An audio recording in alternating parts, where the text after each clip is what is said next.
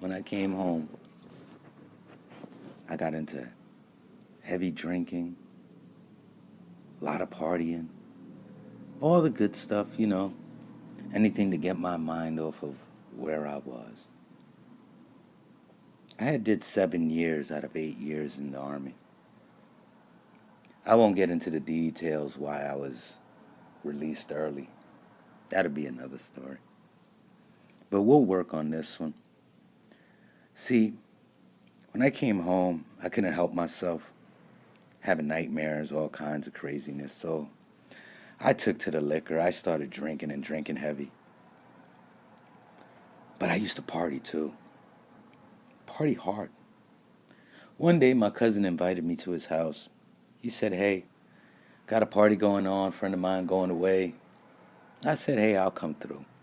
While I'm there, music going on, parties jumping and just having a good old time.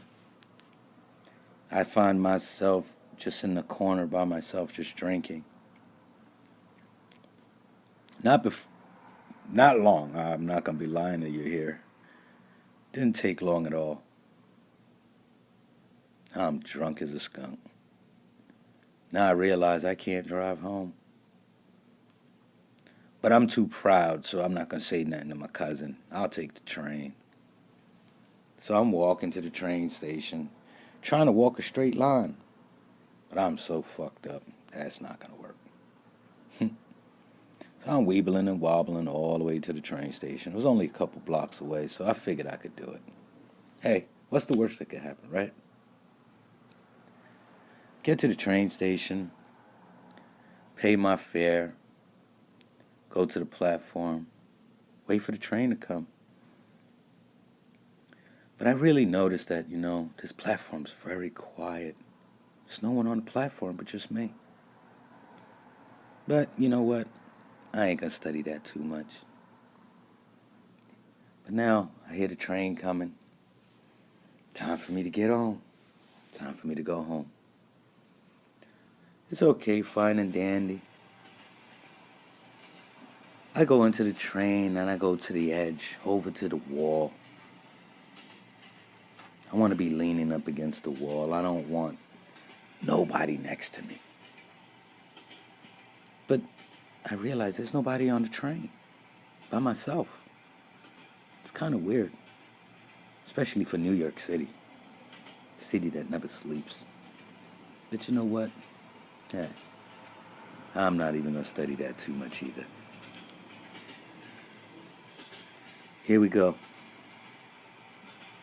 Sit down, I'm chilling, relaxing now. Saying to myself, a few stops and I'll be home. A few stops and I'll be home. Just gotta try to stay awake. All right. I see few train stops come and go. A couple people get in and off.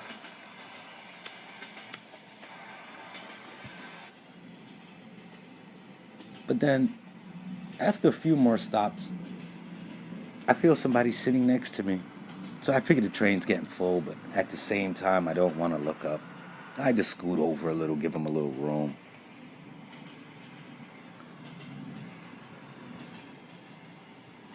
Then I hear, "Excuse me, sir.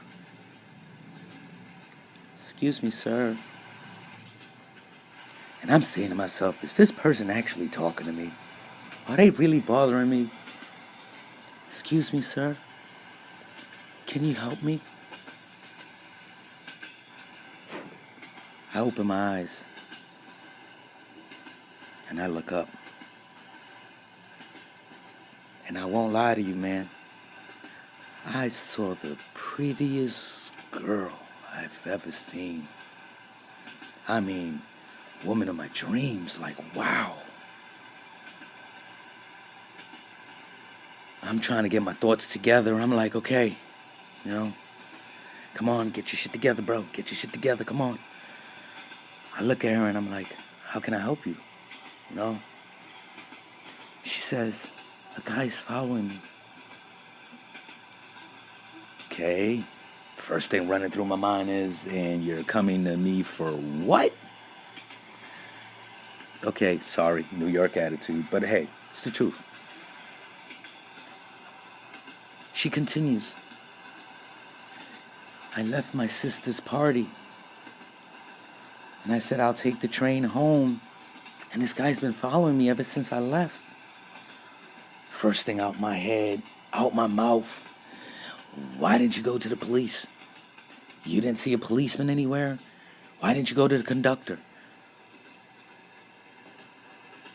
She's like, I just ran into this car. I didn't see no policeman around. I said, so where's this person at? She said, he's standing over there in the other car. I look up. I say to myself, oh, you got to be kidding me now. I'm trying to see, and I kind of see a shadowy figure standing on the other side of the door. I'm like, oh man, what do I do? What do I do? What do I do? Man, I'm too drunk for this shit. But you know what? She asked me. I gotta help. Gotta do my duty. I tell her, when the train doors open again, we're gonna just get up and run. We ain't gonna look back. We're just gonna run and just keep running and don't stop. So I'm sitting here waiting for the train to come to a stop, and I'm still looking at the guy over there, or whatever it is just standing there. The train's coming to a stop. I'm just waiting for the doors to open now. The doors open and we run. And we run. And we run. Now, I ain't gonna lie to you. I've seen a lot of things in my life. I ain't never been scared before, but for some reason, my heart's racing. Now, I look back. I don't see the person. Now, I thought that I would feel better. For some reason, it just made me more anxious not knowing where this person was. I know they got off the train. But where were they? As we got to the top of the steps, I'm still looking back, and I see a shadowy figure coming. I'm looking around, like, where the fuck am I? Where are we? It's a park. All I see is a big park, trees. A few lights here and there, not many. She's looking around. She says, oh, I know where I am. She says, I live on the other side of this park. I'm like, oh, bet. Let's go. Grab her hand and we start running. She's leading the way. As we running through the park, I'm still trying to look back, and I see like somebody's coming, but I don't know who. My heart's racing now. I want to stop, but I got to get her home, though. We running and running and running and running and running. This park is fucking big, man. But I feel like I'm running with all my might, and I'm not really running as fast as I thought I could. But I'm moving. We finally get to the end of the park. There's a street. She says, oh, I live on the other corner. We just got to make it there. No problem. Let's go. I'm not trying to think. Let's not talk. Let's move. Hang this. Let's go. By the time we moving up to her door, she already got the keys out. I'm looking back. I don't see where this person is. I'm looking around. I don't want this person jumping out on me. But I don't see nothing. She gets the door open. Boom, close the door. Okay, now. We're safe.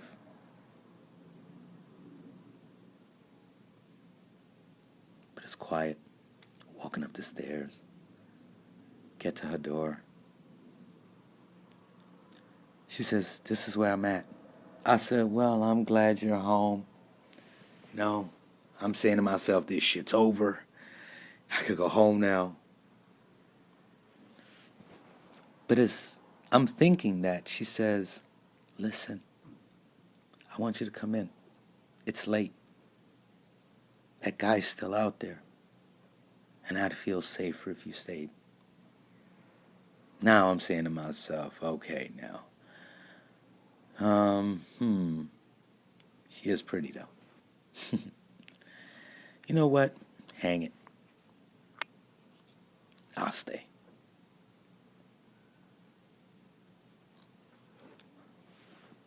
She goes into the kitchen. She tells me to get comfortable. It's not too much comfortable I can get, be honest with you. I'm feeling away. Tracing through my mind, who the fuck was this guy? What did he want with this girl? What the hell did I get myself into?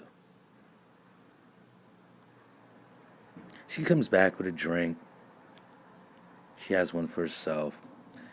She shows me her living room. We have a seat. We start talking. She starts telling me about what happened, how it happened. I ask a few questions, striking the curiosity, but I really wasn't getting what I wanted, so,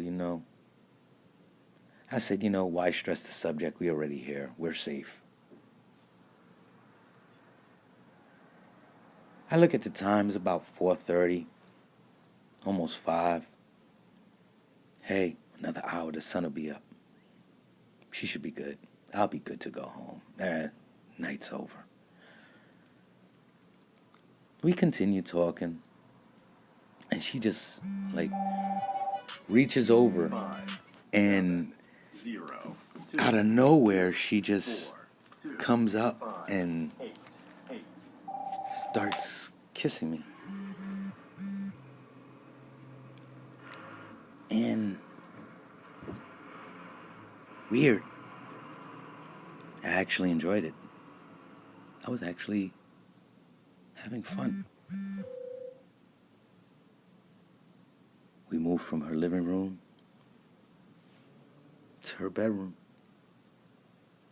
Now, mind you, this is not what I had anything planned at all. Nothing at all. Far from. But hey, slip off the shirts, the pants, the shoes, slide into her bed. We'll keep it simple, as we're just having our way with the night, as the night ended. I just got this strange feeling like I got when I was in the train. Felt goosebumps. Felt like somebody was watching me. What was it? Who was it? I want to turn around, but I don't want to turn around. All of a sudden, I feel this strong pressure on my shoulder, like somebody just grabbed me. Now, there's a problem. Now I'm forced to turn around, and I really don't want to. The house was empty. Who was in the house? Who came in? Who's touching me on my shoulder? You know what? I gotta turn around. I slowly turn just to look and see.